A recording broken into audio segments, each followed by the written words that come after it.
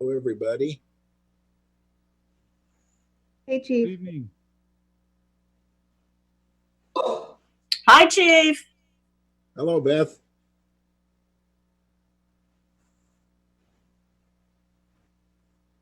How's it going, Chief? Well, look at This meeting you. is being recorded. You look pretty sharp there tonight. That's only because I'm a long ways away. Is that what it is? That's it. We got to get together for lunch again here soon. I'm ready. I'll call your office tomorrow. That's a deal. Your people, and they'll figure out our schedule.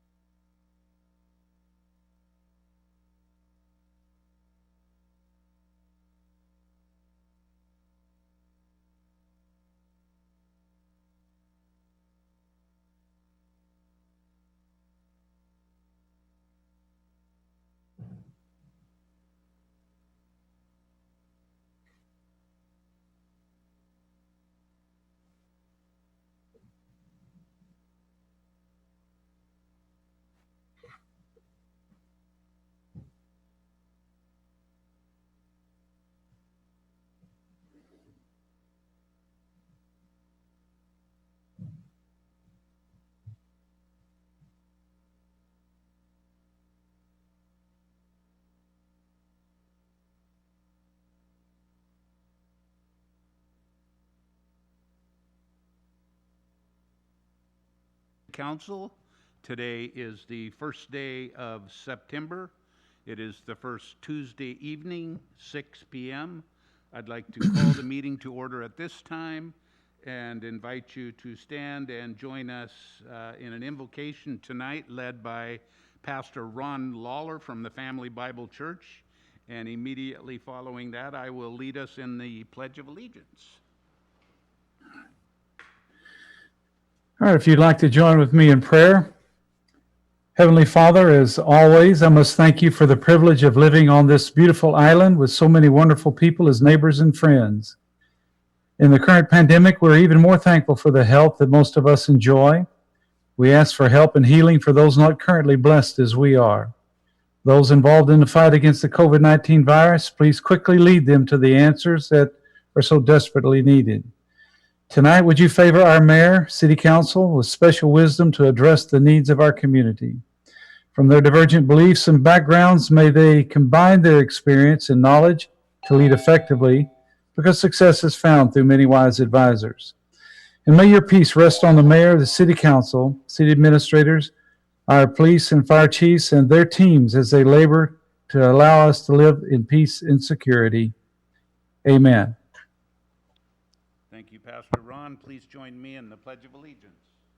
I pledge allegiance to the flag of the United States of America and to the republic for which it stands, one nation, under God, indivisible, with liberty and justice for all.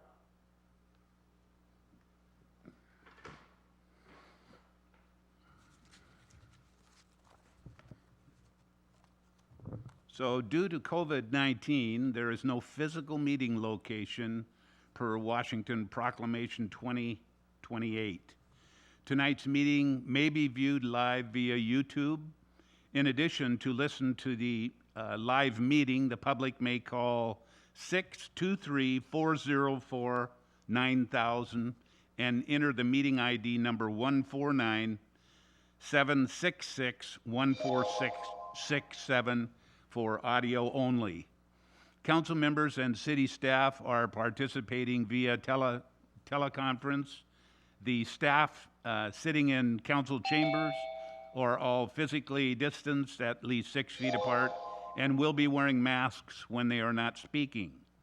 I want to thank the public, city council, and staff for working with us as we continue to follow the requirements related to COVID-19. Island County is currently in modified and reduced phase 3. Per Island County Public Health, non-essential travel outside of the county and state is highly discouraged at this time. Please recreate and shop locally this holiday weekend. Please remember to wear masks and keep physical distance in public spaces.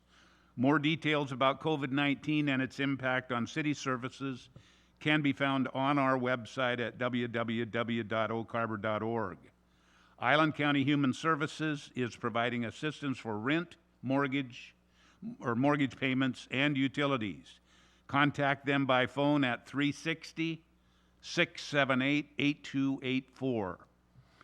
We know this evening, I'd like to do a roll call at this time, and we know this evening that Councillor Wassinger has let us know that she will be absent for tonight's meeting. So I'll now call roll for the rest of the names. Mayor Pro Tem Munns. Present. Thank you. Councilmember Heisen. Present. Thank you. Councilmember Servadius. Present. Thank you. Councilmember Wiesner. Present.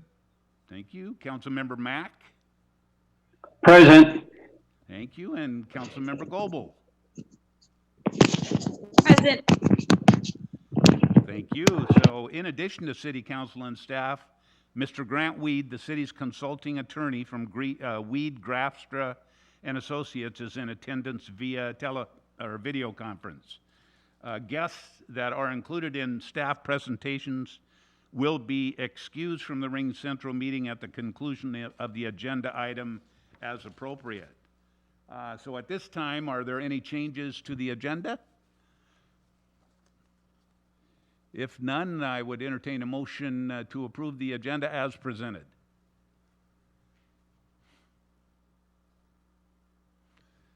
Councilor Servadius.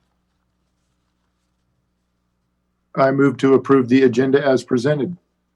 Second. Got a motion and a second to approve the agenda as presented. Motion by Councilor Servadius and second by Mayor Pro Tem Munns.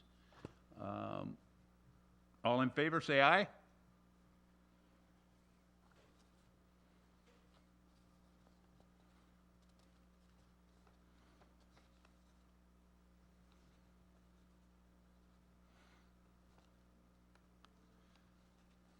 Looks like we're getting hands up.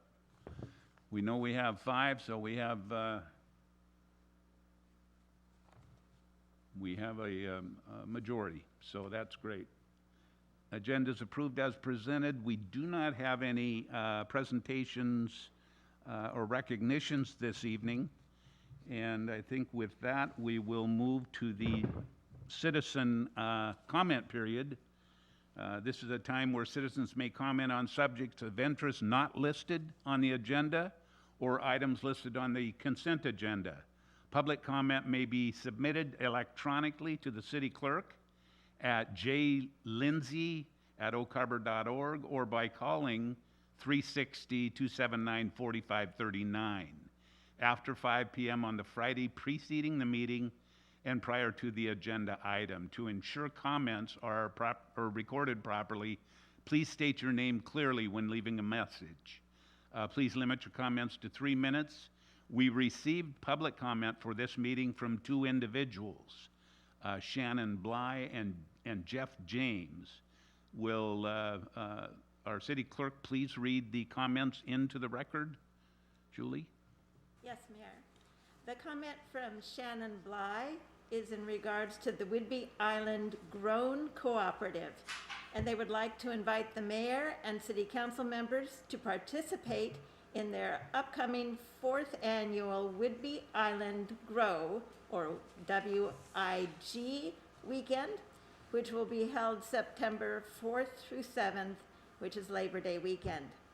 Additional information can be found on their website, which is www.whidbeyislandgrown.com. Our second comment was received from Jeff James.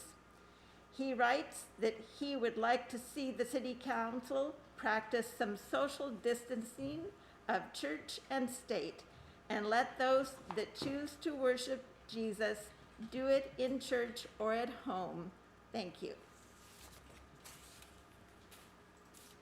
Okay, so that concludes our public comments for this evening. We'll move then to the fourth, number 4 on our agenda, our consent agenda.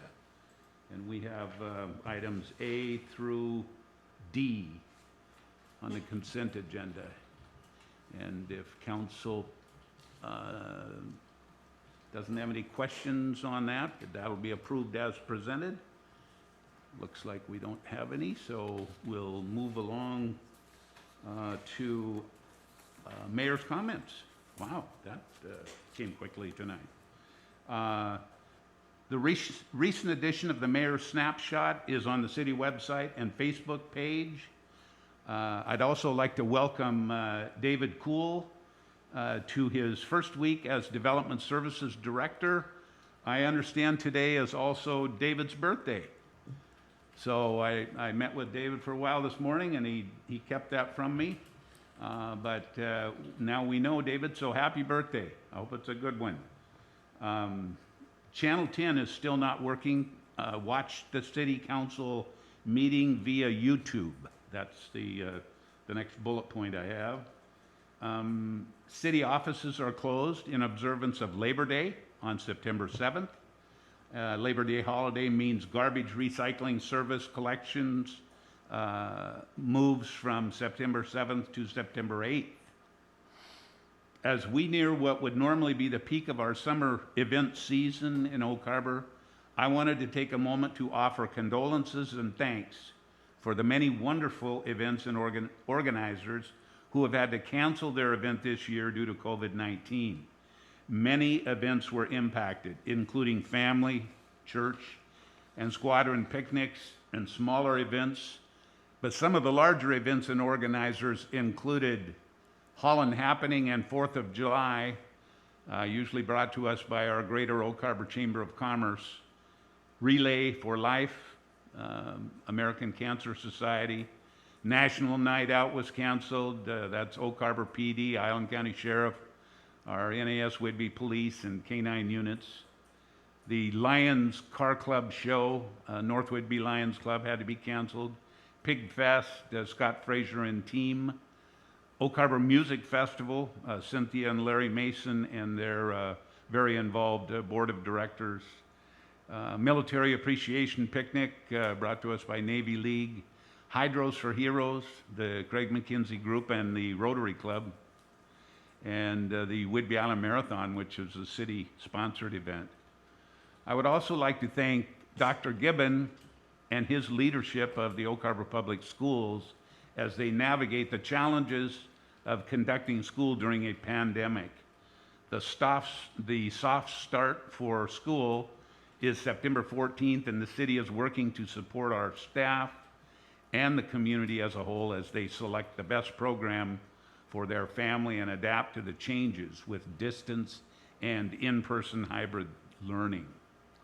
A real challenge, so thank you, and we're here to help.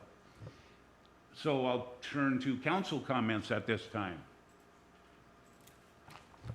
Councilor Mack. Thank you, Mayor. Yes, I do agree with you. I feel bad for all those events that didn't happen. In my opinion, it was kind of a bum summer. I was looking forward to the Music Fest again, but unfortunately it's not there. And also, could someone please get my correct spelling on my first name? I'm listed as Jack, not Jeff. That would be appreciated. Thank you.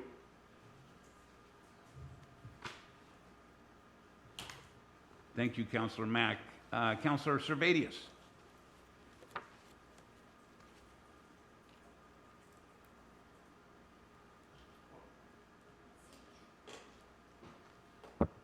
Am I on? Oh, okay, Councilor Servadius. Sorry about that. Thank you, Mayor. I think Jack Mack's got a nice ring to it. Yeah. Now, my comment is to the citizens out there, if you've been driving around Oak Harbor, you're probably noticing some new pavement, either some chip seal with I think they're going back and doing a fog seal over that, or some asphalt, especially on Fort Nugent. I know there's been a lot of people cheering that come in from out there on the west side. And so I just want to say thank you to the citizens. It's only because of you that pavement is going down. You passed the Transportation Benefit District last fall. And I'm very proud of the work that Public Works, Jim Bridges, Kathy Rosen, and their team over there is doing in making sure that we're following up and fulfilling that promise of using those tax dollars wisely. So very excited to see that new pavement going down. Just wanted to encourage folks to get out, hopefully coming to a street near you soon. Thank you, Mayor. Thank you, Councilor Servadius. Mayor Pro Tem. Thank you, Mayor. I just wanted to say thank you to Grant Weed and to his law firm for agreeing to be our attorney for a while. Congratulations to David Kuhl on his first day and actually second day now. And he hasn't left, so that's good. He likes Oak Harbor. And also thank you to the public for the TBD. It's wonderful that we actually have projects going on that people can see. So thank you very much. Thank you, Mayor Pro Tem. Anyone else for council comments? Okay, seeing none, we'll go to City Administrator, Mr. Olborn. All right, my only comment tonight is the clean water facility status construction punch list by Brett Arvison, and we will include additional information regarding the Portland LOO'S as requested. The time is now yours, Brett Arvison. Yes, can you hear me? Okay. Lisa, my video won't come on, but you don't need to see me, I guess. But would you put my screens up, please? Okay. Yeah. Here we go. Would you put my PowerPoint up, please? Okay, yeah, go ahead. As we say, we're here tonight to discuss the status of the Clean Water Facility construction punch list. Next slide, please. To give our background on this, the Clean Water Facility went into partial operation in November of 2018. The Briar facility was operational in September of 2019, and the park was opened in June of 2019. While substantially complete, active construction continued into 2020, and initial punch list was developed in the summer of 2019. Next slide, please. Talk about punch lists. With about 100 subcontractors and hundreds of workers, quality and control requires a systematic approach. Until late summer, or until the summer or late summer of 2019, we're almost out of this summer. Outstanding contract issues were considered incomplete contract work or corrective items. It wasn't until the end of summer of 2019 that we started doing a punch list. In that time frame, the project team started consolidating. Next slide, please. Started consolidating outstanding contract issues and corrective items into a punch list. At the same time, the consultant team started doing their final acceptance inspections. The initial punch list was developed at that time with about 400 or 500 items. Next slide, please. Now, talking about the meaning of a punch list. A punch list is just starting to tabulate things that needs to be done to get done. Completion of punch list really means the contractor's active construction work is complete. It doesn't mean that administrative or warranty items are not normally in that definition. And we are withholding contract funds pending completion of the punch list. Next item, please. Our punch list status, we do review it every month, though in the last few months there has been a whole lot to review. It is dynamic, though it's been pretty static since about March. We had 3 outstanding issues that had to do with harsh love, and that took some time to resolve. Next slide, please. Right now, current status is we are coming to resolutions on the harsh love subcontract. We are doing final acceptance. And so right now we consider all punch list items have been resolved. Next item, please. Now we want to talk about warranty. Generally, the warranty starts when we place the unit under beneficial operation with our stage startup. Of course, that was we had staggered acceptance. Our contractual warranty period is 1 year, though we do have some items with extended warranties. Generally, I won't have warranty items on the punch list. They're handled separately. And we had some questions regarding the Portland LOO'S. The Portland LOO'S have been in service for the last 15 months. Last fall, we had some corrective actions warranty that Hoffman took action with. We felt at that time most of the issues have been resolved. We have two items that remain sort of problematic. One is the breeze protection system, and when the LOO door locks is been a continual problem for us. Next slide, please. There is some dispute regarding the operation of the freeze protection pumps. So pumps have burned out, which is a problem with them running dry. So why they're running dry could be an operational issue.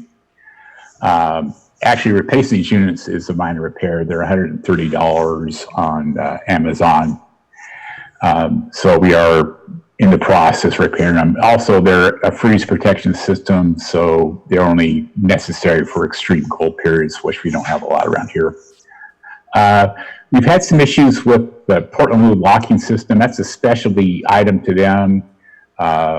We bought Portland LOO'S as a standalone item, and the doors have been a problem. One of them is probably worse than the other ones. Hank has never been quite satisfied with them, and so last summer we had made the decision to convert the Portland LOO lock over just to a standard unisex bathroom lock, the kind you go into a restroom and it locks it, and that's probably a lot more robust system and a lot more dependable. So we're working with a local locksmith to do that. That was sort of in Hank's hands, and I'll make sure it gets finished off. Next question, next slide, please. So I like to say at this point, I don't have a lot of warranty items with the LOO'S. We're just working out some final bugs. Talk about our contract closeout. Completion of a punch list only signifies completion of active construction activities and monthly billings. We're still holding retainage and until all contract obligations are complete. And the contract closeout is a long process involving L&I, Department of Revenue, and obtaining final releases from all the subcontractors. This process has been going on. We are making some progress, but it's probably going to see it going on for another 6 months or longer. I'm hoping to have it done by the end of the year, but it's mostly a problem in getting the subs and getting their paperwork together. Anyway, any questions? Can you hear me now? Am I on? Councillor Servadius. Thank you, Brett, for the update. When you say a unisex lock, can you describe that to me? I'm hoping it's not the kind you lift and slide over. No, it's the kind that has the slide that goes back and forth. So right now the locking system is inherent in the handle of the LOO right now, and so it for some reason it wants to jiggle and it get banged, and I think it's just kind of a little bit flimsy. It's the kind that you could, if you go into a normal bathroom, they have you slide it over like a 90 degrees and back and forth. And so the handle itself won't be the lock. They don't have a separate lock. So most public bathrooms have that, and we can get a pretty robust unit for a couple $100. And was the issue it wasn't locking, or they were locking themselves? They were locking. So what happens, people were going in and locking them, and they're coming out, and for some reason they close the door and the lock would then re-engage, which wasn't what was supposed to do. But right. It was a sporadic thing too. But most times people had one right next door and they just went over and used the other one, but it required somebody to go out and unlock it. And then the pumps, while we don't have extreme temperatures, that is being, two questions, I guess, that is being worked on, and I just want to make sure, and can you give us any kind of a status update for Flintstone when those might go in, and some kind of assurance that we won't have that problem again? Somebody gets creative with rerouting plumbing. It wasn't a reroute issue. It was draining. It was an operational issue, and we have learned. The LOO'S are. You think they're simple, but they aren't. Actually, they aren't my favorite vendor either. But I think we've learned a lot from them, and especially with the installation. They're not something you just drop on the pad, which was our impression. They do take a lot of specialized leveling. So yeah, we are a lot smarter about installing LOO'S this time. And also to give the vendor, they've had some management changes and they seem to be a lot more receptive to dealing with some things. So Okay, thank you. Counselor Wiesner. Thank you, Mayor. Brett, a couple things for you. First off, you mentioned that warranty items are not on the punch list, but I'm sure that there's somewhere out there a punch list of warranty items. Can you give us an idea of how many items are on this warranty punch list? Not really very many. You know, we generally resolve them pretty quickly, and so it's usually we have an issue and we call the manufacturer and they ship us out a new part or something. So I know we're having a problem with one of our bladders on our utility water system, and that's been kind of going around circles. But even it's partially for our fault, we haven't pursued it. But I really don't know of a lot because the plant guys usually, you know, the manufacturers usually get right back to us pretty quickly. So we don't have any real backlog with that. It usually gets handled pretty quickly. Usually, it's like I say, it's them giving us a new part or something. So that's basically the warranty list is basically mostly component type items where we're beyond any sort of warranties on the, you know, major components items that they're permanently installed. Yeah. You know, frankly, we've had very, you know, things have been working pretty good, you know. And what are we doing about that, the retention pond that we've got that backflow issue of? Right now, I haven't, I was going to chat with the stormwater guys and see where we want to go with that. You know, to me, it's a question, do we want to reseed the bottom? How do we reseed it? And again, that was the saltwater damage. You know, frankly, it may just grow back. The grass in the ditch has actually been pretty successful. So we're kind of see what takes hold. If not, we're going to have to seed it this year. And since we're the general contractor, right, those kind of items all come back to us. There's really nobody to point at but us, right? So yeah. It's not a warranty. It's not a warranty issue because it was not designed. What happened there and all along that ditch up to Beeksma was we had the failure of the tidal gate down by the condos. And we had actually during a real high tide, the tidal water would come up and back into that ditch. And so we were taking salt water in that whole system from the backwater until we got the valve fixed. And that was back in January. So a lot of the plants got damaged by the salt water. Okay, and then you talk about 6 more months to wrap this up, and you know, as part of that's, you know, waiting on contractors to gather up paperwork. Well, I'm assuming that means 6 more months of keeping our firm that's been doing this wrap up on the hook, and I assume that means probably an upcoming extension of their closeout. I wasn't intending to do that. We're getting, you know, it's starting to move, and so our intention was after the first of the year, if we have anything left, we'll do it ourselves. And a lot of the stuff that they're involved with, the prevailing wage and the tax issues and that sort of thing, is going to, you know, it's actually tapered down. They're only working for us part-time, so it's at most 1 day a week right now. It's just Chris Bailey. So yeah, I would say at that point, I do not plan to extend their contract unless we have some crisis, which doesn't seem to be happening.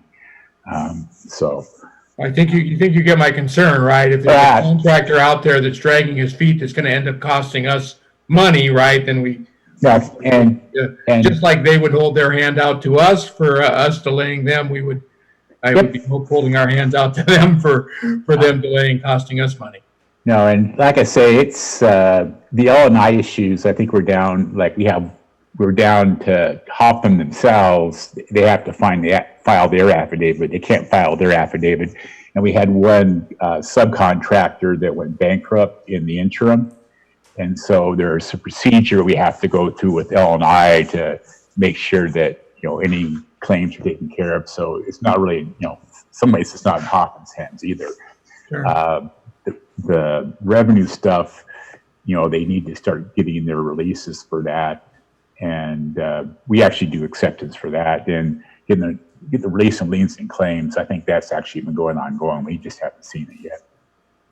All right. Well, thank you very much, Brad. Mayor Pro Tem. Thank you, Mayor.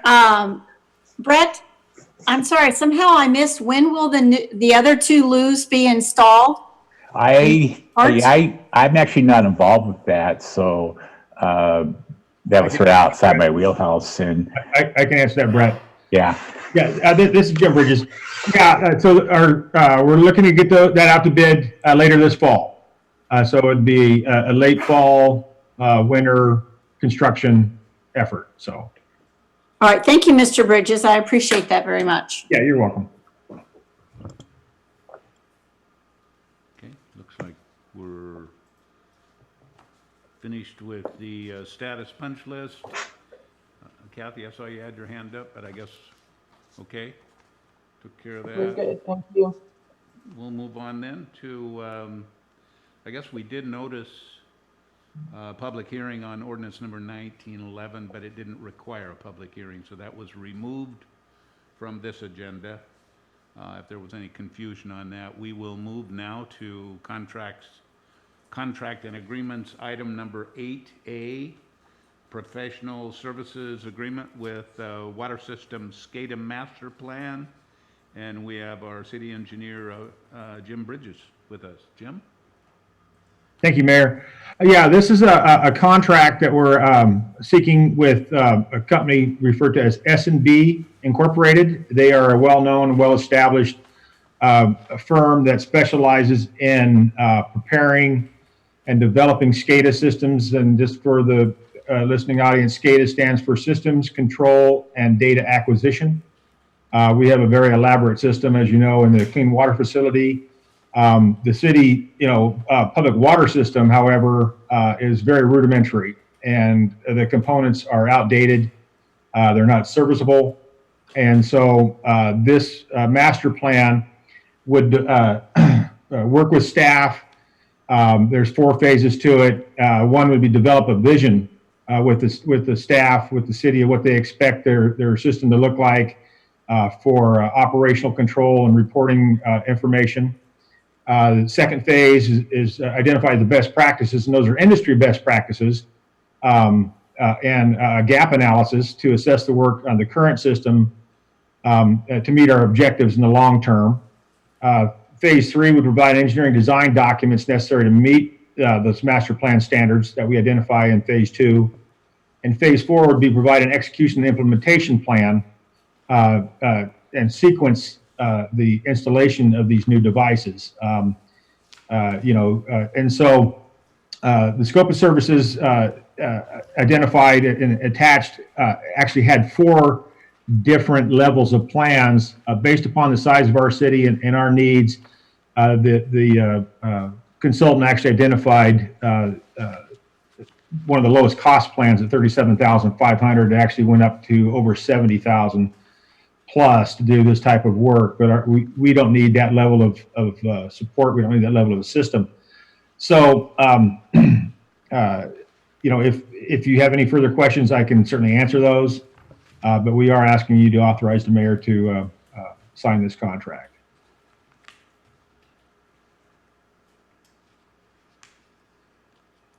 Okay. City council input or questions? Mayor Pro Tem. Thank you, Mayor. Mr. Bridges, so once they analyze and come up with a system, we would own this SCADA system? Absolutely. So this is a master plan. This is just a document where we identify the type of components that we want and what the output of what they will give us, right? So what kind of information they'll collect, how they control the system, and how our operators can access the system remotely or in person. So this is just a written document. The actual implementation is hardware and electronic equipment. And so we're not asking for that right now. This master plan will identify that equipment and then develop a plan for us to implement that, purchasing that equipment, installation of the equipment at some later time. So this is Okay. Follow-on question. Yes. So once we decide and they've come up with what we should need, we agree with it or whatever, and they do the hardware and the equipment, they will do the training with, Absolutely. okay, They provide training and support. all right. And then is there a monthly maintenance that we're going to be paying them for this system, or is it only when we need it, or what's? It's only when we need it. They will be able to monitor our system remotely, and if we do have a failure, they'll be notified when we're notified that a component has failed, and so they'll be able to help us resolve it faster. But there is no monthly charge ongoing for that service. So once we decide, buy it, install, trained, it's, in a sense, their nickel that they're responsible if there's an alarm to make sure that we saw it and we recognized it, that sort of thing? Yes, yes. So again, if there's an alarm or our system goes down, they have a duplicate of our system at their office, and they will be notified at the same point in time. And so we'll make phone calls. They can see what's going on, diagnose the issue, and get us replacement parts in the future. But again, that's beyond the scope of this master plan. That would be a different contract that we would come to the city council with for approval. And Jim, would that be an on-call services? So we would, if we needed their assistance, we would pay for that assistance. It possibly, I'm not going to deny it, but I have used S&B in the past, at past agencies I work with, and they provided similar services, and I never had an on-call contract with them before. So they're just that type of firm. They stand behind their work and they support their work. One of the issues we're having right now is some of our current components are outdated and we can't get parts, and our current provider of SCADA, they don't provide SCADA, but they maintain our SCADA system. They've known our system is in bad shape, but they're not doing anything to help us out. And so that's why we're going to change horses in midstream, go to a different firm. Not saying the other firm's not reputable, but knowing the condition of our system's in bad shape, you would think they would be knocking on our door saying, "Hey, it's time to update it," and that's just not happening. So we're proposing to go with S&B. Okay, just one more. Be patient. So we have a system. It's starting to die on us, so we need to update it, and they're not really paying attention to us. So we bring in S&B, and they're helping to diagnose the problem and to set us up with what we do need now and in the future. If something goes wrong with the old system, will S&B help us, or are we still relying on the old company? In other words, it's coming together somehow, so. Right, so What? Until we make actual physical hardware and electronic component changes, we still rely on that other firm to supply us with parts or help us get parts to fix it. But again, this is a contract only to identify a master plan, only identify the new components that we want to install and move forward. This is not an implementation or installation of any hardware. So we still use our old firm in the interim until we start physically changing our hardware, and then S&B takes over. So once we start physically changing our hardware, it'll be done in one fell swoop. It won't be, one piece this week and the next piece, 6 months later. We'll be doing that as one project from start to finish and completion. And so then the system will be completely revamped. So it's not going to replace just a part here and a part there. Once we move forward with actually implementing the SCADA plan, it will be a complete hardware overhaul in one package.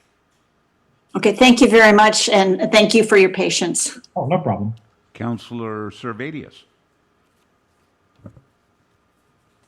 Mr. Bridges, while I'm hesitant to spend very much money right now with our revenue unknowns, this is something I could probably support just because I want to be progressive, especially when it relates to our water supply. Can you give me an idea, and I realize we're only talking about a document, a master plan here, but just in lay terms, some examples of what the SCADA system encompasses? Parts out in the field, is that pumps, telemetry systems, what all might we be looking at replacing down the road based on this document?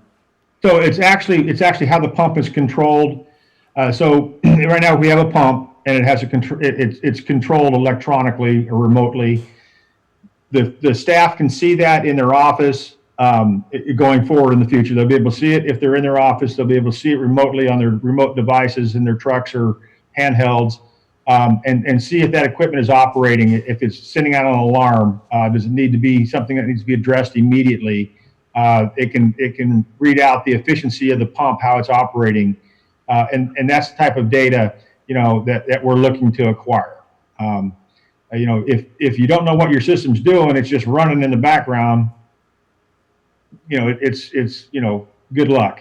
We're actually seeing some of that right now in our pump station, where we have 4 pumps, but only 2 are operational, and those are iffy because of the controllers are going out in them. So the new controllers will come in, operate those, make sure they're efficient, make sure they're alarmed properly, make sure our staff is immediately aware of any issues. So that's how we're looking to approach this in the future. Okay. And this plan will lead us that direction. Councillor Mack. Yes, thank you, Mayor.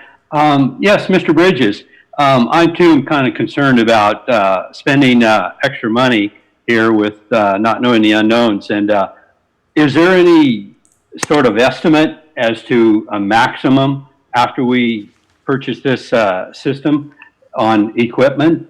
In other words, or you have a range that you think we might be at? I know it's kind of an unknown.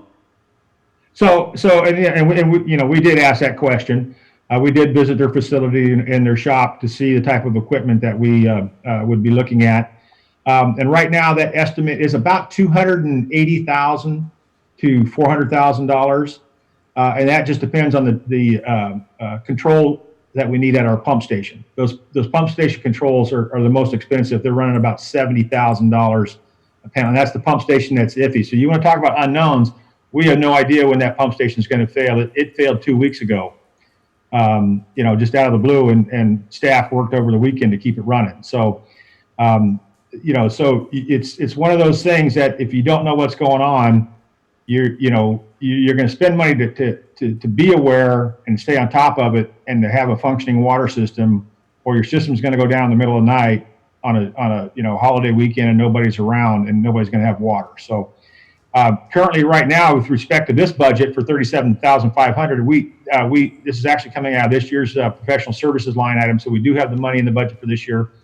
The future improvements are listed in our capital improvement plans that we'll be presenting in our budget going forward for next year's adoption. Okay, and Jim and I understand completely about all the unknowns. And yes, I'm all for upgrading when necessary. You got to know what your equipment's doing. But if we go ahead with all of this and with new equipment and so on and so forth, can you estimate how many years that would maybe put us in good standing before we had to throw more money? Or is that even a possible situation to even look at? Well, I don't have a crystal ball, Mr. Mack. Technology is technology. You might get a brand new part, $70,000 part, and it might have a bug in it the next day and shut down. So, you hope that doesn't happen. It does. Those things do happen. I'm looking at this equipment with the technology upgrades. I think our previous upgrades are I don't know how many life cycles passed. When you talk life cycles in computer terms, 5 years is a huge difference. So if we get 5 to 10 years out of this new equipment, I would assume that it would be readily upgradable as compared to the old style components. So I don't think going forward that our repairs would be as substantial to replace those components. Okay, I understand completely. Thank you, Jim. Yeah.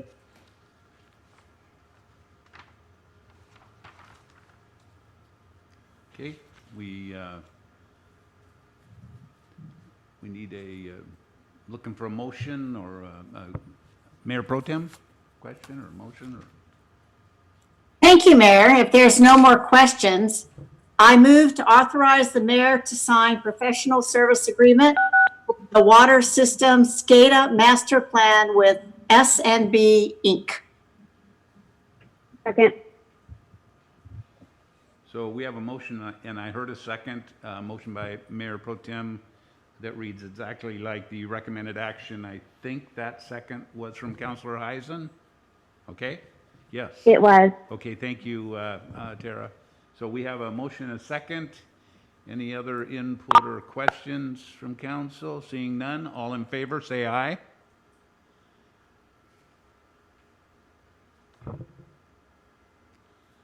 Okay, that looks like it's certainly passing. Okay, it passes unanimously. Thank you. Thank you all, council. Thank you. Appreciate that. Okay, so Thank you. next item on our agenda is item number 8B, a professional services agreement, Municipal Research and Service Center for Consultant CPA Services, Amendment 1. And is that you, Mr. Oborn? Yes, Okay. it's me. Okay. All right, if we can go ahead and get the slide up here. Really short presentation here.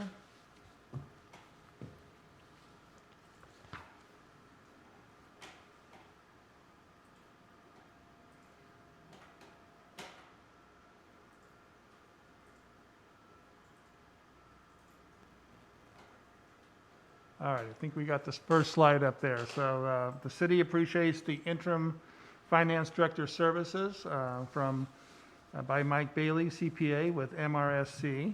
And tonight we are considering an amendment to our initial agreement. You can go to the next slide here. Just a little history here. The original agreement was just for the month of August. We kind of wanted to bring him in, see how the services are and see whether we wanted to change it or modify it. So now that we kind of know where we're going with the finance director recruitment, we expect that to be done likely and somebody on board by likely the end of October 2020 this year. So it makes sense to go ahead and extend the contract. It's $13,000 per month. So it's an additional 2 months at $26,000 to extend the contract with MRSC for services from Mike Bailey.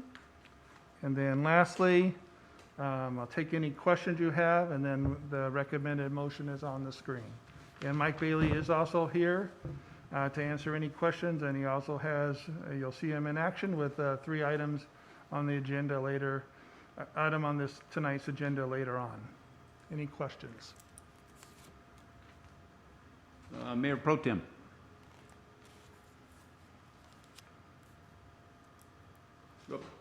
Mayor Pro Tem? Thank you, Mayor. Mr. Oborn, I believe, it's still listed that he is serving as our interim finance director, but all he seems to be doing is consulting. And I figured he would be a little more hands-on when I looked at the original contract. But all he seems to be doing is consulting. He kind of looks over people's shoulders. He's pretty well given their freedom and will step in if he sees something grossly negligent instead of I guess I'm just a lot of confused on his job, and I didn't see it as just consulting, but that seems to be the direction you have given him. Mike is involved in the day-to-day operations. He's here 2 days a week. And Mike, if you want to speak to that question, I appreciate it. Sure, I'd be glad to. As you said, Blaine, I am in the office typically 2 days a week, depending on the nature of the work. For instance, last Friday was all remote interviews, so I chose not to do the hour-and-a-half commute each way for the sake of getting on a computer screen. But other than that, I've been in the office and interacted with the finance and other staff, as indicated in the report that'll come up a little later. And it's my understanding that staff feels comfortable involving me in the day-to-day, as was stated. In fact, I'm signing as if I was in that role on a permanent basis on all of the routine correspondence and paperwork that goes on and whatnot. So I think I'm acting in the role to the extent possible with the limited schedule.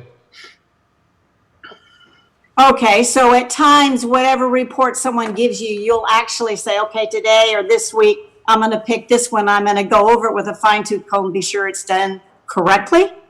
Yes. Okay. Okay, I noticed that Anna got her hand up. Yes. Yes, I was just going to refer you all to page 102 of our packet, Exhibit A, for Mike Bailey's contract that we're extending. It lists out his scope of services.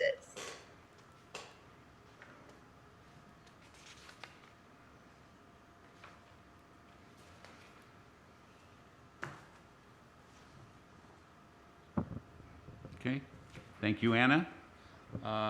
Thank you. Councilor Servadius? Thank you, Mayor. Mr. Bailey, have you had a chance to review the council's priorities and the budget goals that we set and established for our 21-22 budget? Yes. Do you know how many priorities there were? Not off the top of my head, no. Can you take a gander? Again, I not knowing off the top of my head. But we certainly will incorporate those into the discussion we have about the mayor's proposed budget. So, I guess therein might lie my concern as well. We had a retreat which you facilitated.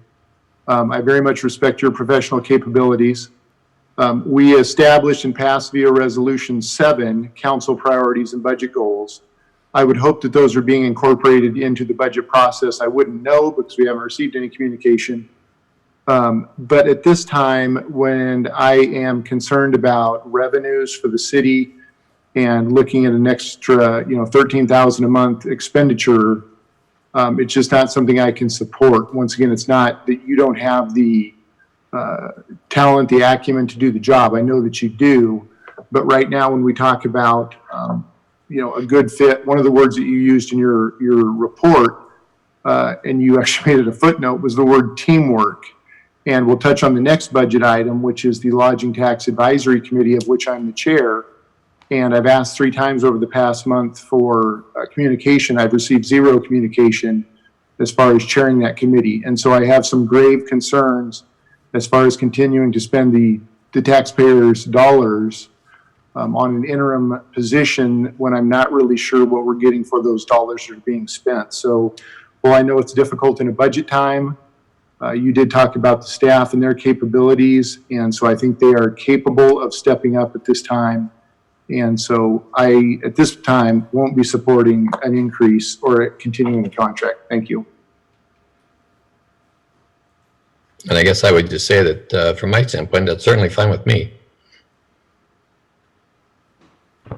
Anyone else got any input or questions at this time?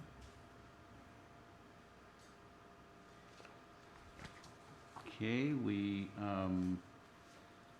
are looking for a motion to extend this for 2 months.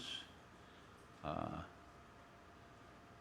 know that Mr. Bailey has been involved in our interview process for a replacement, very involved, and I would like to see that continue.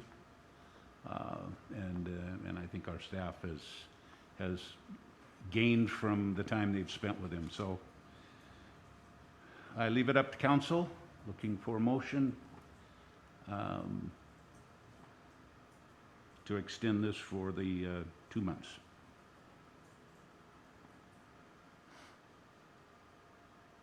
Not seeing any motion.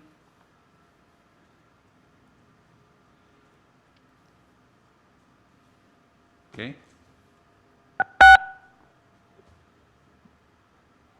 We will, I guess, move on. Mayor? Yes. Hi, it's Councilor Tara Heisen. Heisen.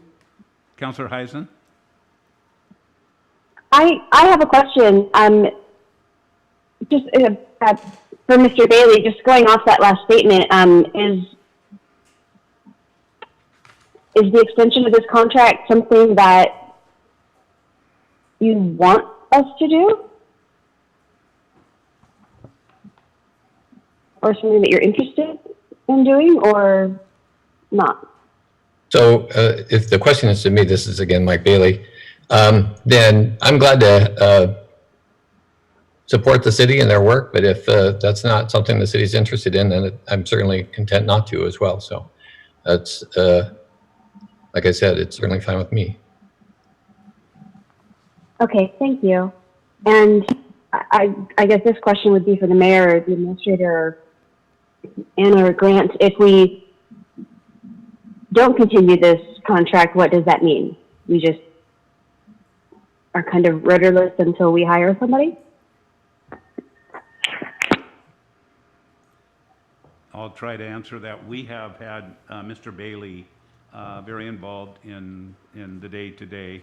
He has communicated, as I mentioned, with our staff, worked very closely with our staff, has been working on budget, is scheduled to make the next 3 presentations regarding LTAC, executime update, and the interim finance director review for council. I think you will see that he is hands-on, has definitely been involved, and this is my request, to see him stay with us and work through hiring the right replacement. So I see that we have a question. It looks like, do we have a staff question there from Kathy? Oh, that's old. Oh, I'm sorry. Okay. Looks like we have Grant. Grant has a input or a question. Well, I was just unmuting myself to say that if council chooses not to extend the agreement, really the city has 2 choices, as I would see it. One would be to seek out comparable services elsewhere to tide you through the window of time until you get a permanent replacement recruited and on board. Or the second option would be to go with the resources that you have and the personnel that you have as best you can that are already on staff to provide the finance piece of your services until you get a replacement hired. Thank you, Grant. Thank you, Mr. Reed. Okay, it looks like, I'll go ahead, sorry. Mayor Pro Tem, did you want to speak? Yes, I did, Mayor. Thank you. I would be willing to move to keep Mr. Bailey until September 30th and see how things are going then, instead of to the end of October. I can make a motion and see if anyone wants to second it or not. It might not fly, but I would move the mayor to sign an amendment 1 to the professional services with Municipal Research and Service Center, MRSC, for enrichment finance director, CPA finance consultant, extending the contract to 30th, 2020. And I think that's like $13,000 to the contract. Okay, so that's a motion to extend the, just like the recommended action, only it would be to extend to the expiration date of September 30 and adding 13,000 rather than 26. So do we have a second to that?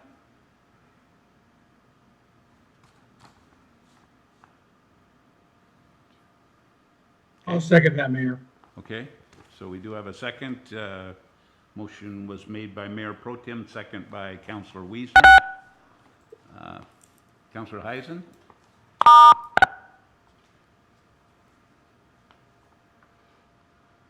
She unmuted. Councilor Heisen, can you hear us? There you go. You're Yes, sorry, I think I muted when I meant to unmute. Okay, there you go. She want to talk? Did you want to speak to that? No, I seconded it, but I don't think you guys could hear me. Oh, okay. So I guess I'm fine with that motion, I guess yeah. we had 2 seconds. We had a motion in 2 seconds. So I gave the second to Councilor Wiesner. So any other questions or input? Seeing none, all in favor, say aye. Or hand up.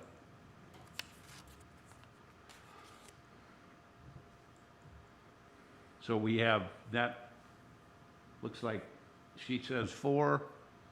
Okay, we have 4 yes, and all opposed? 2. So that passes 4-2 to extend it for 1 month. And I hope we still have Mr. Bailey on the call. I would assume we do.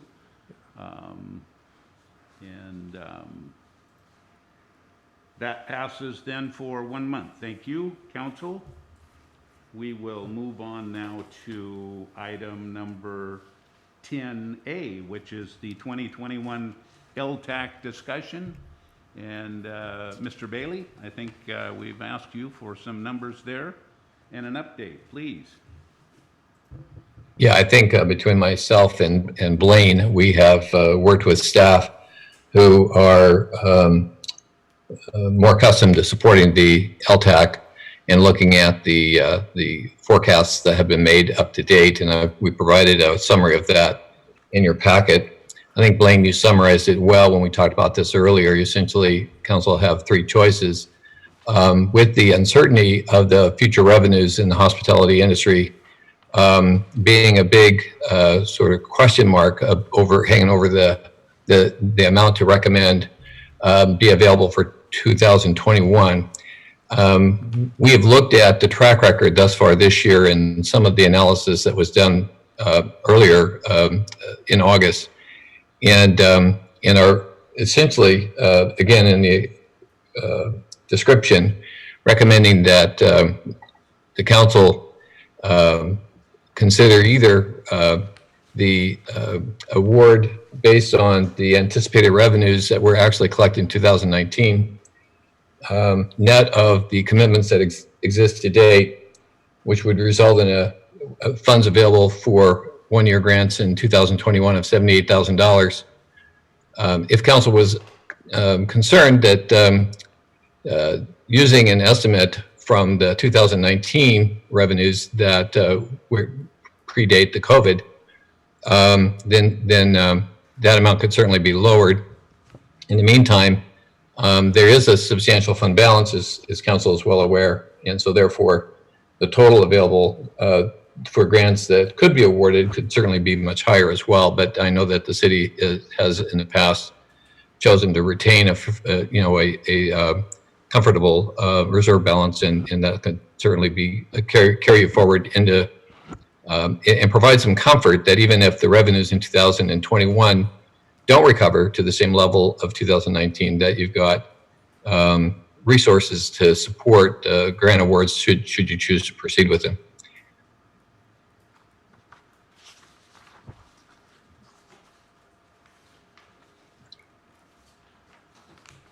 So we're not looking, of course, for any action on this. Any questions about those numbers?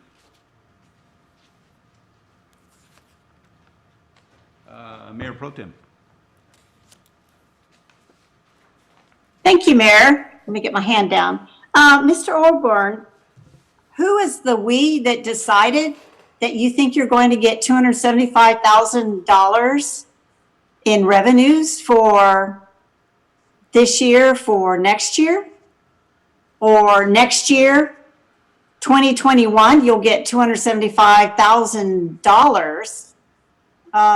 Who's the we? Who came up with that number? I guess I'm just really curious. Mike, can you go ahead and clarify your comments? Sure.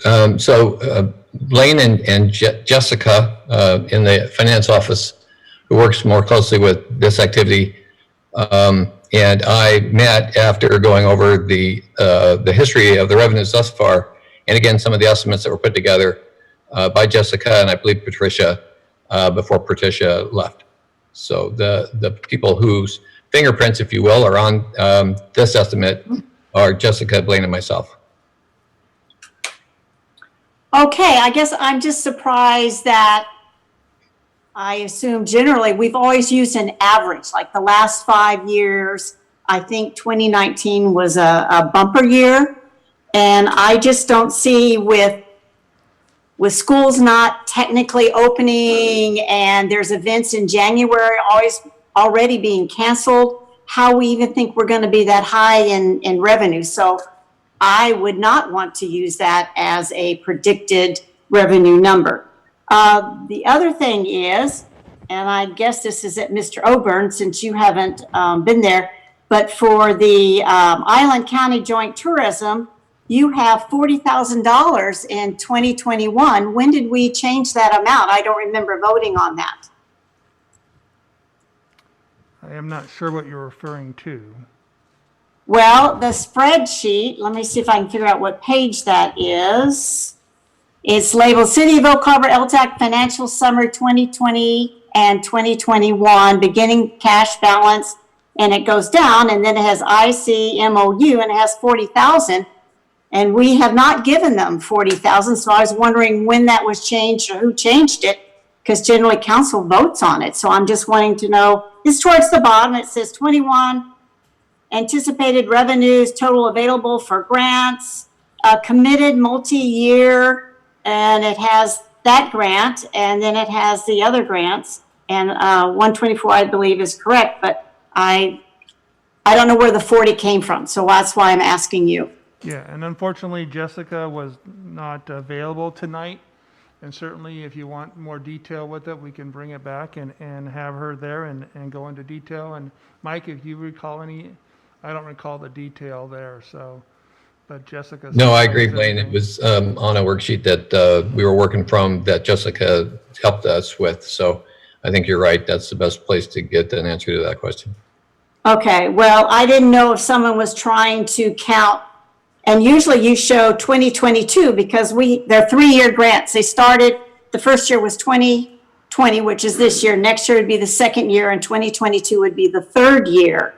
And so I didn't know if somebody was trying to jumpstart. And I mean, we've made a commitment for that third year. And anyway, I was confused. Yes, I would like some more answers, please.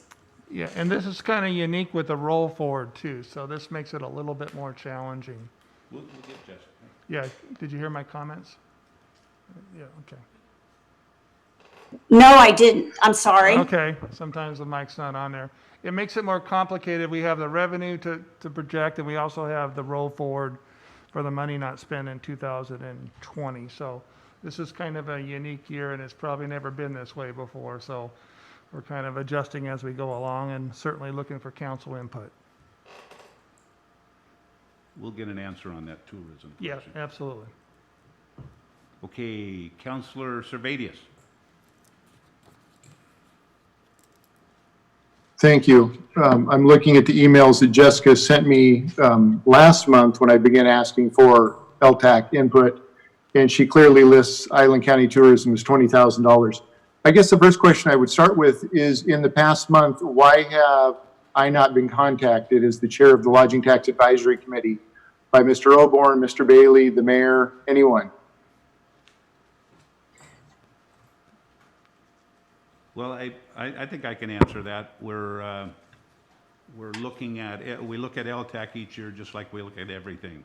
We get information from our staff. This year has been a little different with COVID, with a number of things. I did have concern about the possible conflict of interest you have with your position on the chamber board. I decided to ignore that, but I did have a concern about that. And I think the best answer I can give you is now we have these numbers available and intend to share just as much as we can, get the council blessing on whatever LTAC does. So I think it's important, we, once again, Mr. Bailey, we talk about teamwork. That would have been a good a place to start, is reaching out to the chair. I think I've done this 6 years now. So I want to go through some numbers and touch on a couple of things. I do believe we need to take some form of action tonight on this if we want to open the 45-day window at some point based on our code and the statute there needs to be a recommendation made to the Lodging Tax Advisory Committee of a dollar amount or a possible dollar amount that opens a 45-day window during which time no action can be taken. But that, if we decide to issue further dollar amounts than what we've already obligated, that would give an application period a chance to start. So I think it is important that we take action tonight at some form so that some of the community members out there that are wondering about their budgets next year can plan accordingly. I want to go through a couple. I had some questions with regards to the numbers that I'm looking at on page 106 in our packet. The carryover, there's 2 months, November and December of 2019, that says 2019 revenue accrual. Were those the actual numbers, and why weren't they just included in the 2020 beginning balance? So I'm not familiar with the method of the presentation in the past, but since there is a 2-month lag in revenue collection in the state system, it's fairly typical to accrue those last 2 months and make them applicable to the prior fiscal year, because that's when the activity occurred. So we accrued them and counted them, since we have an accrual system for 2019? Yes. And just added them to the beginning. Wouldn't they already been counted though? I just want to make sure the numbers are correct in the math. Well, my guess is that Jessica was interested in having it agree with the financial reports that the city produces, which also provides incorporates accruals. So that's my assumption when I look at it, is it was a way to make sure that the activity was consistent with the financial reports. Okay, so let's assume we have 741,849 to start 2020 with. We have anticipated revenues of 146. That's what we're guesstimating. I guess Ms. Munns mentioned it. One of the things that stood out for me was the 275,000 of 2019 revenues. If you look, and I looked at our last 20 years, our revenues have declined steadily since 2017. So that's a trend that has, I don't know if it's likely to continue, but they have trended down since that high water mark. And so we budgeted last year, we budgeted revenue for 2020 at 267,200. So if we budgeted at 267 and we're now coming in at 146, that's fairly telling as far as COVID and what has happened to our tourism industry and the lodging industry. So I don't think it makes sense. I'm always like to be a little more conservative. I don't want to go back and use a 2019 number. You actually mentioned, well, I won't say you, I don't know who typed the agenda bill, but in the agenda bill, it says that establishments will return close to normal, and that's why we might use a 2019 number. But in the next paragraph, what's the last statement, it says, and this is verbatim, we're not projecting 2022 because, quote, the impact of the pandemic remains unknown. So if we don't want to calculate out 2022, I certainly don't think we should use 2029 or 2019 numbers for next year. If we look at, we also projected last year, I was looking at an ending cash balance for 2019 of 724. So we're fairly close on that number. If we take out what we think we are obligated to pay, and I wish I could share, I'm looking at the spreadsheet on 106. I went, and just I'll try and make this as simple as I can on Zoom. I said in 2021, if our anticipated revenues were 225 instead of 275, that would give us an amount of 895 to work with. Instead, I'm going to round 895,000 instead of 945. So if we scale that back a little bit, we've got 895 to work with. Now, what are we committed to pay out? We list Island County Tourism is wrong. It should be 20,000 unless we have traditionally, the way we've always done it, look at the encumbered balances and included those, because we don't know for sure what future revenues will be, but we do know contractually what we're obligated to pay. So if, and I don't know if that's a typo. If they did 2 years for Island County Tourism and that's how the 40,000 got in there, then we should also double the 157 that's obligated to the multi-year grants for the PBY and the chamber. Mr. Bailey, thoughts on that? Would you include the contractually owed amounts for 21 and 22 in here? Or should we? I'm looking to see the document that I had available to see if in fact there is a potential for a typo on that $40,000. And no, it shows 20.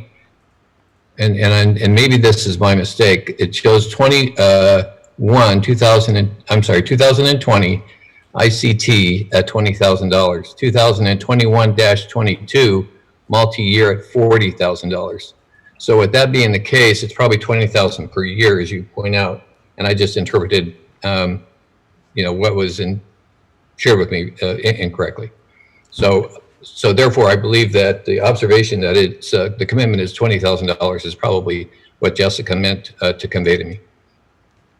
So I guess the question would be, do we need to, since we're contractually obligated for these multi-year contracts, should we be accounting and taking them out of a fund balance? Well, again, because we're anticipating future revenues, both in 21 and 22, that would be available to pull from those future commitments. I think in terms of that 21 anticipated revenues and then those items that are identified as offsets or commitments against the 2021 revenues, that should be adjusted to 20, and we should just use that particular year consistently for each of those commitments. Okay, and we could do that. We have traditionally not done it that way. We've looked at the knowns that we're obligated to pay, and we could project out on some average or something future years, or at least go a couple of years out. And I think we've traditionally gone as far as 5 years out in some cases is what I recall looking at. But at any rate, if we scale back our 2021 revenues to, let's say, 225, and whether or not we include the multi-year contracts, I did, just because I know we have to pay those, that leaves us with a total available cash. You listed it, anticipated 2021. I'm guessing that's the end of 2021. You list 624, or someone lists 624.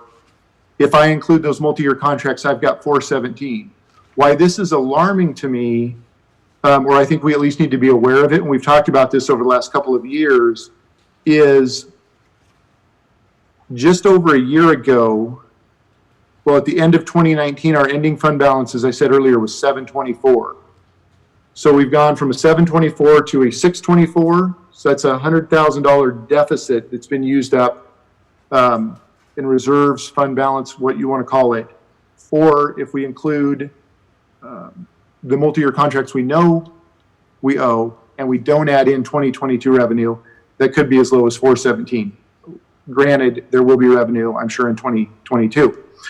All of that being said, we as a council need to come up with a number to recommend to the Lodging Tax Advisory Committee to see if we're going to authorize additional funds. Right now, we know we've got carryovers of 124, 116. We've got some multi-year contracts of 177. So that totals 301, 116. So that seems like that's the minimum to me we need to authorize. Would you agree, Mr. Bailey? I agree with your logic, yes. So the question to the council would be, if we, this is just an interesting example that we talked about last year. We're taking in 146 and we're authorizing 301.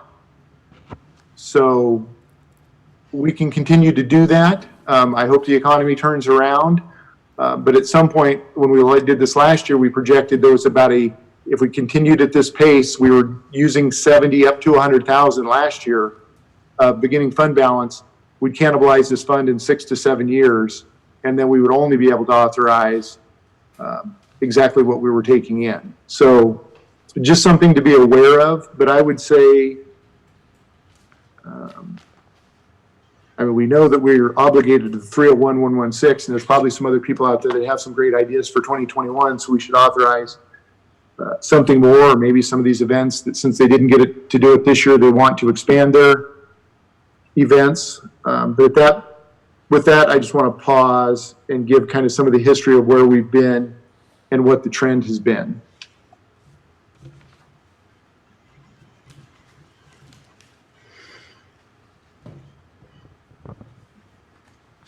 Okay, thank you, Councilor Servatius. Councilor Mack? Yes, thank you, Mayor. Looking over all these numbers, and again, there's a lot of unknowns, and it is difficult to go back and look at all these things. But what really strikes me, that I'm very disappointed that Councilman Servatius has not been kept in the loop on all this.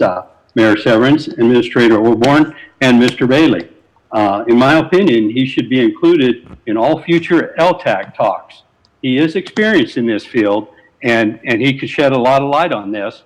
Not that anybody is going to have the exact numbers, but he should be included. He has been around this, and it's helpful to me that this can be explained in depth by an additional council member, because this is something we need to approve, so we got to get it right. So thank you for your understanding. Thank you, Councilor Mack. So we will certainly plan to do that. Does council feel any action is necessary? I don't think staff is ready to recommend that tonight. We certainly can verify the figures for the Island County tourism. I think we have that answer. But Councilor Wiesner, I see your hand up.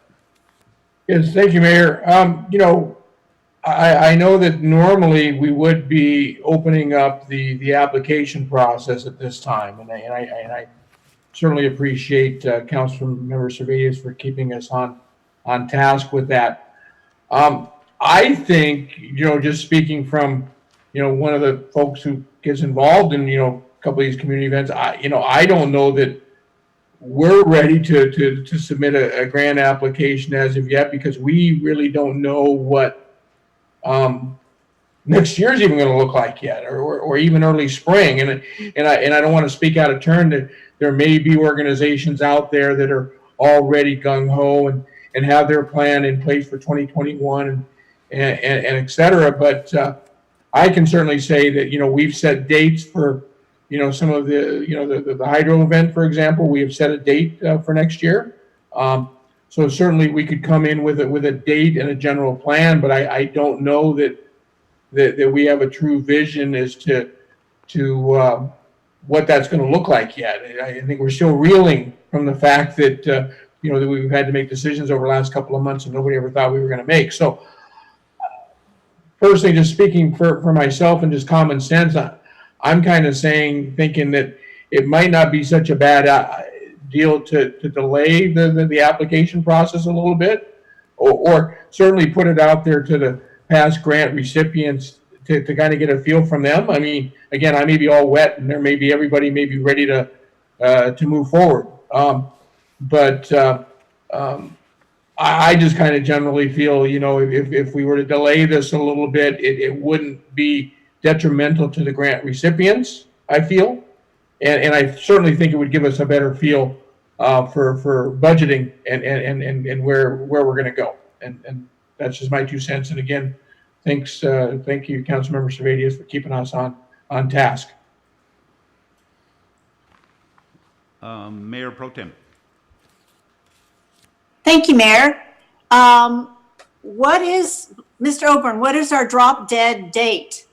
Since you're supposedly more familiar with the LTAC than Mr. Bailey is, I won't hold that against him. But we have to give a 45-day period where we do nothing, but yet we have to have everything into our budget and sign before December 31st. So there's a time. So have you figured out a drop dead date on when we can start this process, have it done, and be able to approve it in or not in our budget? Because we can't let it go to January 1st. So I'd like to know that, please. I will defer the issue of that, the expertise of that we have from our city attorney and also from Anna to talk about the mechanics in that 40-day period or 45-day period.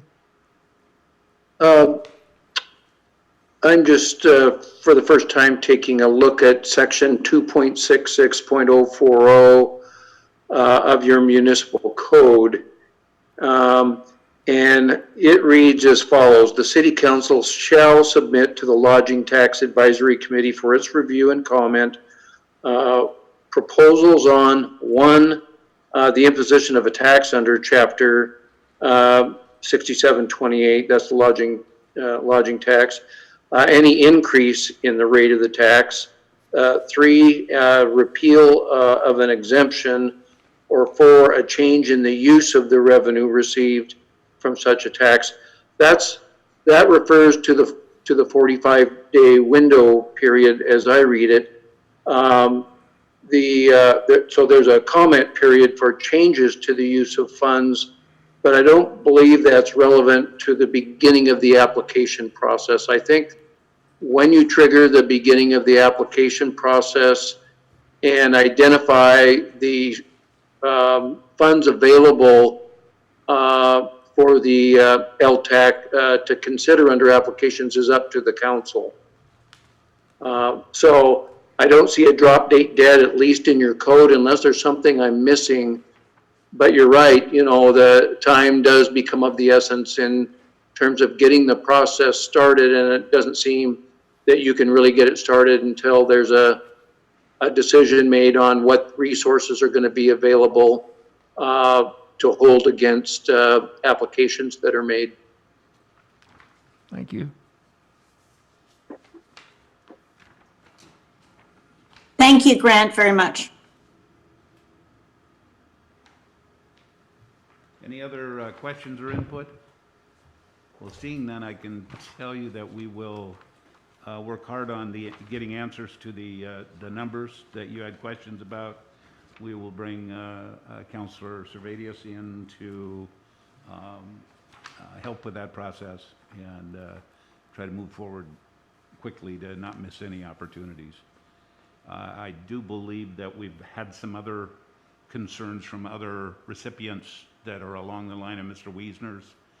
It's hard to plan the events even into next year at this point, but still, we're going to have some events and they're going to need some money. We recognize that.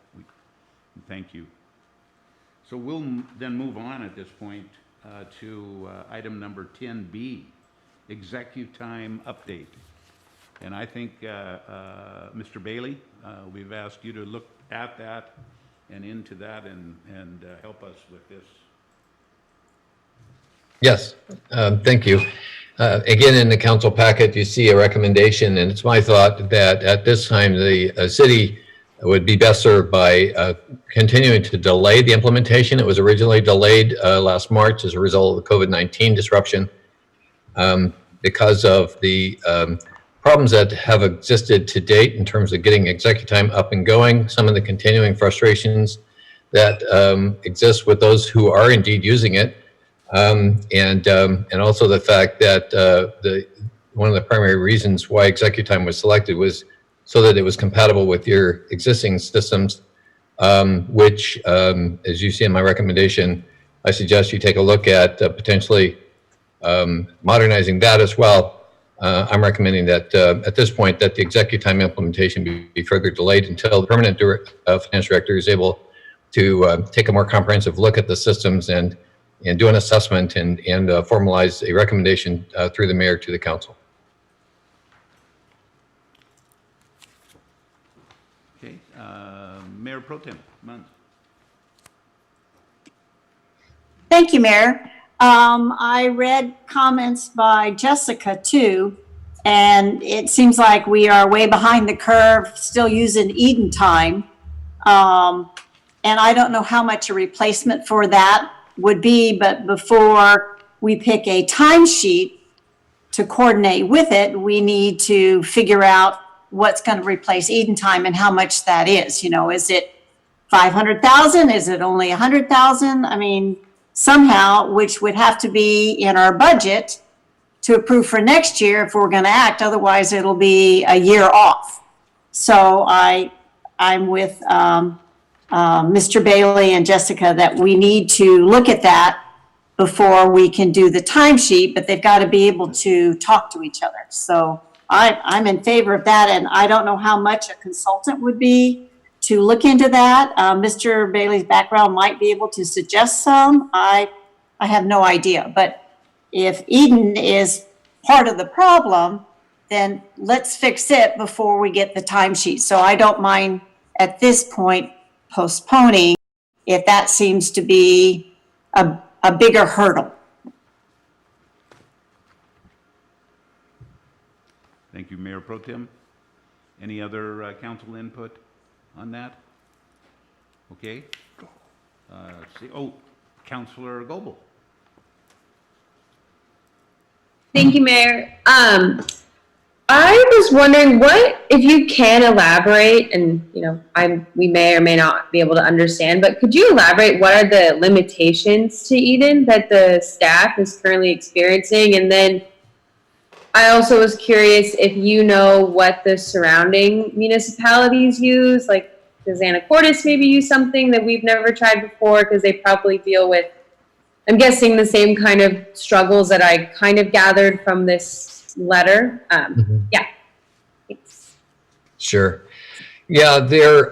Some of the system is easily 20, 25 years old, and so the systems that surround it, the processes that surround it, are dated as well. They kind of go hand in hand. As I indicated, there's a great deal of paperwork, and so there's a lot of shuffling of documents all around the city hall and other city buildings through interoffice mail, and so current systems and the payroll and the timekeeping, as Mayor Pro Tem Munns pointed out, is an excellent example. It can be a very cumbersome process if it's primarily manual and paper driven, requiring lots of signatures and double checking and things of that sort, or it can be much more automated in a more contemporary system environment, and have a lot of that checking and whatnot that would otherwise need to occur be built in, and also be electronically routed around the city, as an example. Another example of the system issues, but moving away from timekeeping and payroll, but certainly that's a big part of it, is a good example is in the procurement process with purchase requisitions and purchase orders. Again, lots of paper being shuffled around the city, sometimes even after the fact, which really kind of negates the purpose and the benefit of having a purchase requisition.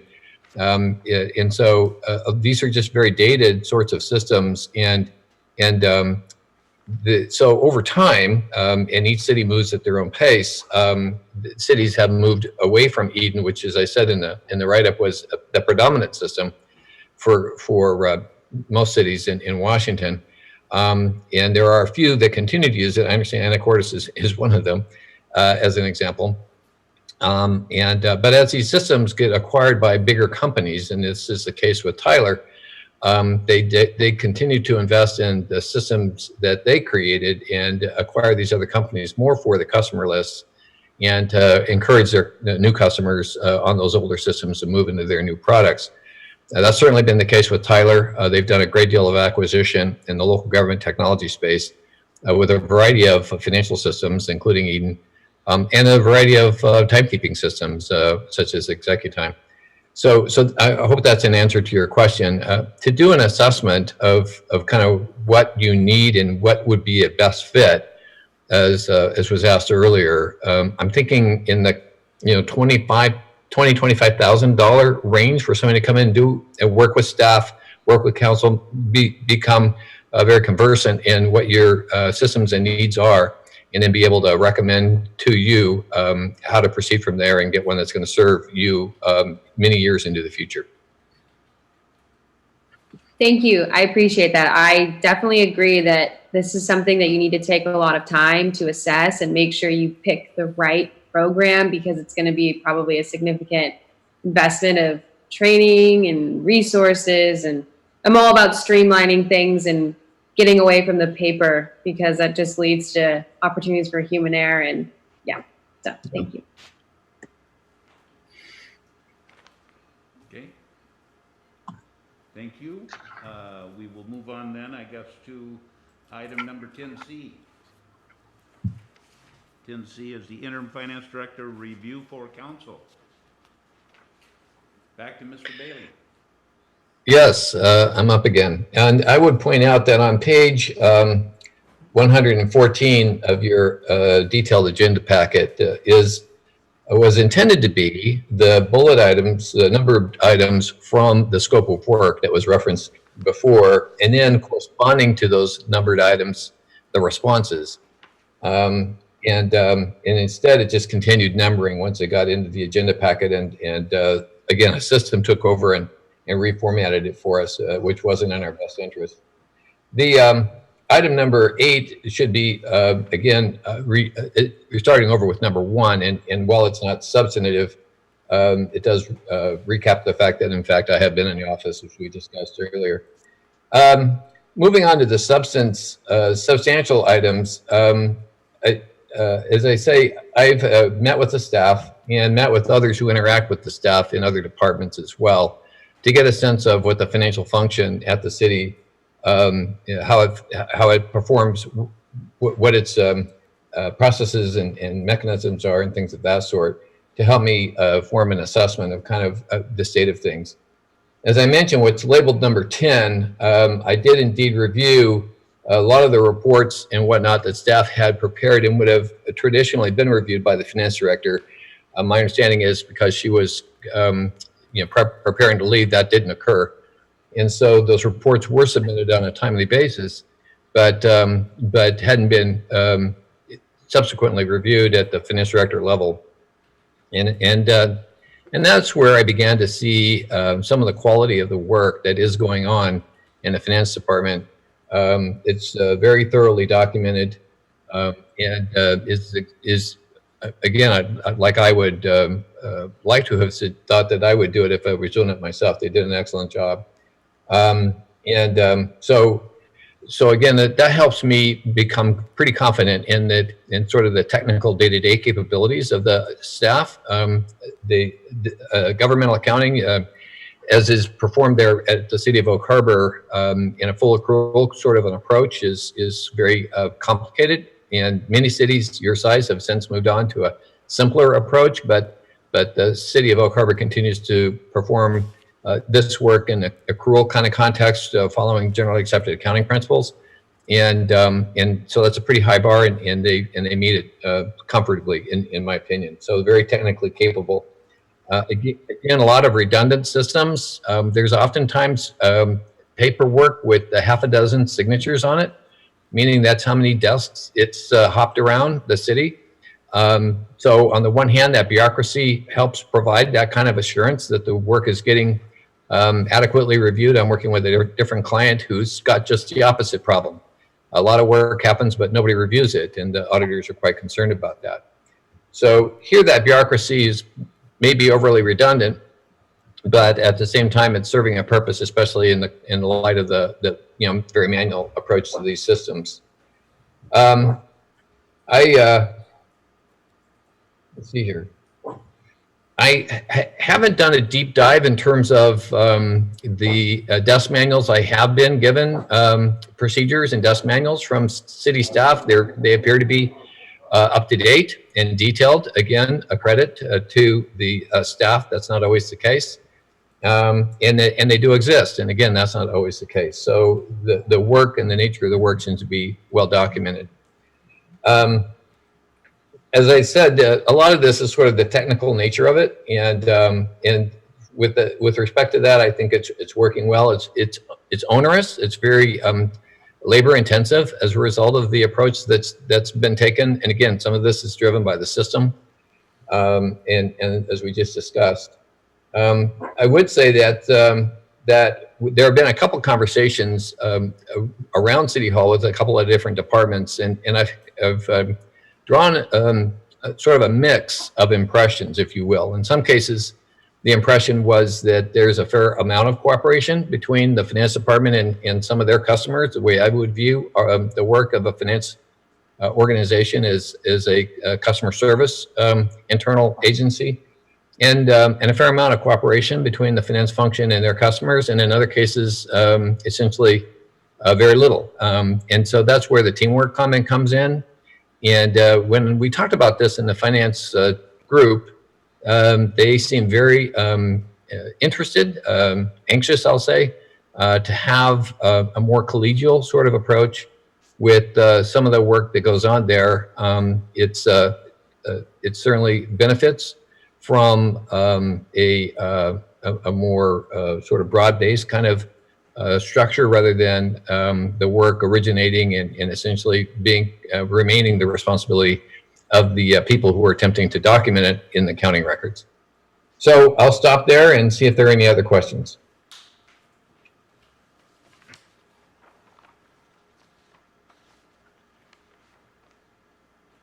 Okay, I'm not seeing any. Not seeing any at this time.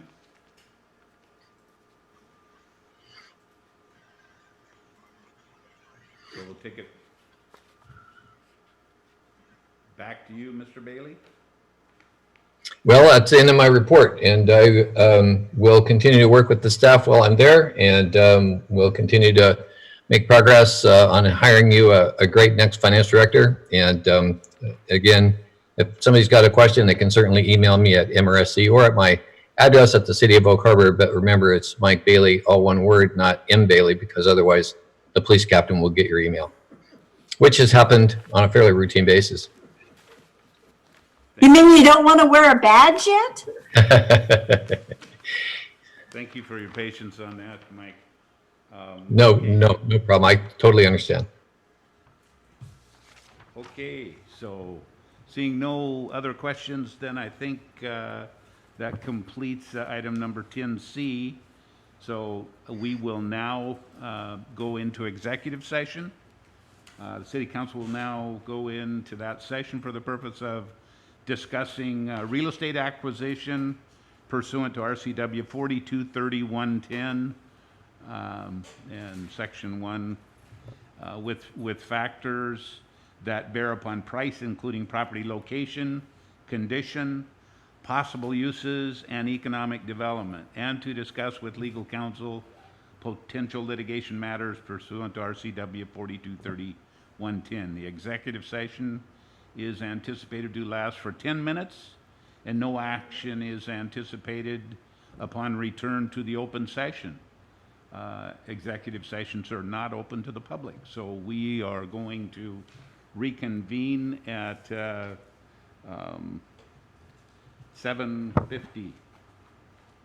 So I'll run into my office.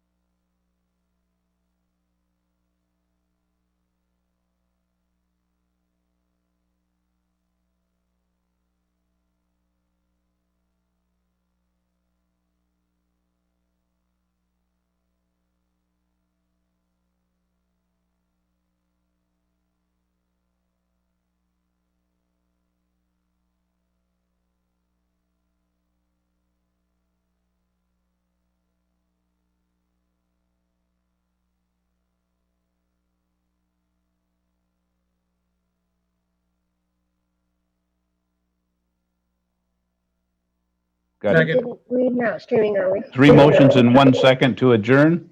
All in favor, say aye. Aye. Aye. Looks like that's unanimous. We are adjourned. Aye. Thank you, council. Thank you, Mayor. staff. Good Thank seeing you. all.